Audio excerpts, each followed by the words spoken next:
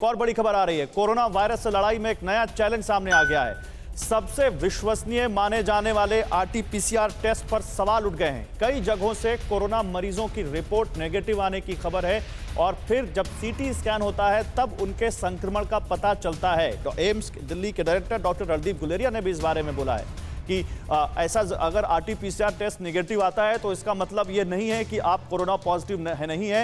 हो सकता है कि आरटीपीसीआर में रिपोर्ट नेगेटिव हो लेकिन सीटी स्कैन में लंग्स में इन्फेक्शन या फेफड़ों में इन्फेक्शन दिख सकता है। कई मरीजों में आरटीपीसीआर टेस्ट फेल होने के मामले सामने आए हैं, जिसके बाद ये बात अब सामने आ रही है। अलग अलग वेरिएंट्स की वजह से ये वायरस पकड़ में नहीं आता। कई बार आरटीपीसीआर टेस्ट में भी कई बार कम वायरल लोड होने की वजह से भी नेगेटिव रिपोर्ट आती है। आरटीपीसीआर में कुछ सैंपल ठीक से नहीं लिए जाते, जल्दबाजी की जाती है, उस वजह से भी रिपोर्ट गड़बड़ हो जाती है। 5 में से 1 मरीज की आरटीपीसीआर रिपोर्ट गलत आने की संभावना यानी 20%, बहुत बड़ा ये एक एवरेज है।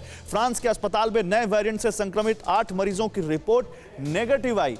कुछ केस में दूसरे और तीसरे टेस्ट की रिपोर्ट भी नेगेटिव आई है। तो अगर आपको कोविड के लक्षण हैं, आरटीपीसीआर रिपोर्ट नेगेटिव है, तो आप सीटी स्कैन के लिए भी जा सकते हैं। नेगेटिव रिपोर्ट के बावजूद लक्षण है तो इलाज शुरू किया जाना चाहिए। आपको क्या करना ये हम बता रहे हैं। परेशानी है तो 24 घंटे में एक्सरे और सीटी स्कैन करवाना चाहिए आपको, ताकि आपकी परेशानी का क्या कारण है वो पता चल सके। लापरवाही करने पर संक्रमण खुद के साथ दूसरों के लिए भी खतरा बन सकता है, आपके घर वालों के लिए भी खतरा बन सकता है। नया स्ट्रेन इतना संक्रामक है कि सिर्फ 1 मिनट में ही दूसरों में फैल सकता है, यह जानकारी आ रही है।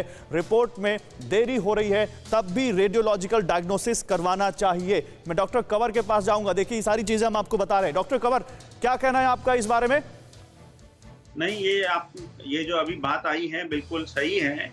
हमने भी पेशेंट देखते हैं जिनमें उनकी आरटीपीसीआर रिपोर्ट नेगेटिव आई है, बट उनके लगा कि नहीं उनको कोरोना हो सकता है, और सीटी स्कैन एक्सरे करने पे मालूम चलता है कि उनका जो लंग्स का इन्फेक्शन है, इन्वॉल्वमेंट है, वो टिपिकल कोरोना का इन्वॉल्वमेंट है।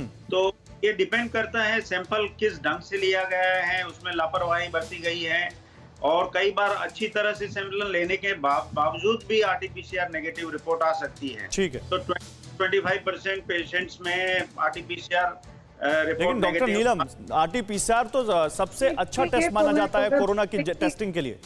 आपने बोला जो सही है, लेकिन मेरे पास बहुत केसेस आ रहे हैं जो सब सीटी स्कैन करना चाह रहे हैं। तो एक मैसेज मैं ये क्लियर देना चाहूंगी, आप जो बोल रहे हैं कि अगर सीवियर सिम्टम्स हो और आपका नेगेटिव है तब सीटी सोचें, वरना अगर आपको मालूम है आपको कोविड है तो सीटी स्कैन हर एक मरीज को जरूरत नहीं है। आपका 6 मिनट टेस्ट होता है। दैट मीन्स अगर 6 मिनट वॉक के बाद भी अगर आपका सैचुरेशन ड्रॉप नहीं है तो सीटी स्कैन का कोई फायदा नहीं।